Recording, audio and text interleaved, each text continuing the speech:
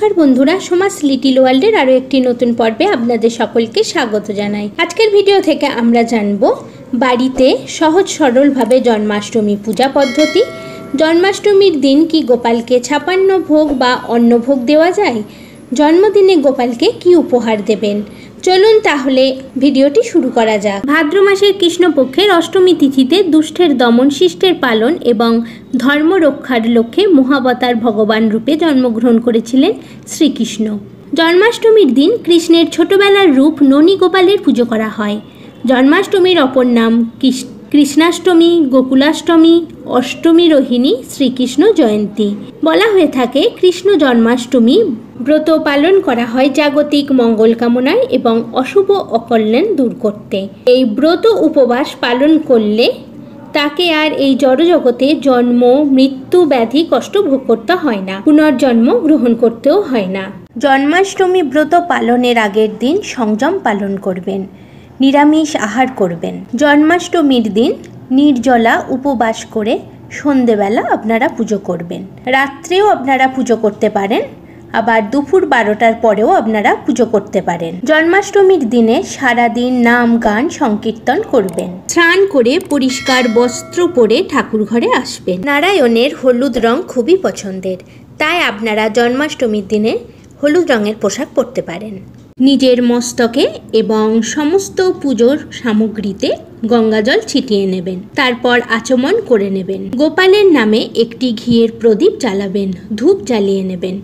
প্রথমে গোপালকে প্রদীপ ধূপ দেখিয়ে নেবেন, তারপরে স্নানাভিষেক করবেন। স্নানাভিষেকের জন্য একটি পরিষ্কার পাত্র নিয়ে চন্দন দিয়ে ওই পাত্রের ওপর একটি মঙ্গল চিহ্ন আঁকবেন, তুলসী পাতা দেবেন। তারপর গোপুসোনাকে স্নান করাবেন, পঞ্চামৃত দিয়ে স্নান করাবেন। পঞ্চামৃত হলো দুধ, দই, ঘি, মধু এবং শর্করা। এই সমস্ত উপকরণগুলি একটি পাত্রের মধ্যে নিয়ে ভালো করে মিশিয়ে নেবেন, তাহলেই পঞ্চামৃত তৈরি হয়ে যাবে। পঞ্চামৃত জলশঙ্খের মধ্যে ঢেলে স্নান করাবেন।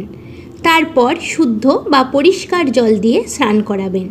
শুদ্ধ জলে একটু অগরু, গোলাপ জল, চন্দন, তুলসী পাতা, ফুলের পাপড়ি দিয়ে জলশঙ্খের মধ্যে ঢেলে গোপালকে স্নান করাবেন। যদি আপনাদের বাড়িতে রাধাকৃষ্ণের বিগ্রহ থাকে তাহলে রাধাকৃষ্ণের বিগ্রহকেও আপনারা পঞ্চামৃত দিয়ে তারপর শুদ্ধ জল দিয়ে অভিষেক করবেন। গোমাতাকেও অভিষেক করবেন। তারপরে পুষ্প অভিষেক করবেন। স্নান করানোর পরে সুন্দর করে নাড়ু গোপালের গা মুছিয়ে নেবেন এবং গোপুসোনাকে নতুন বস্ত্র অলংকার দিয়ে সাজাবেন। গোপুসোনাকে একটি আসনে বসাবেন।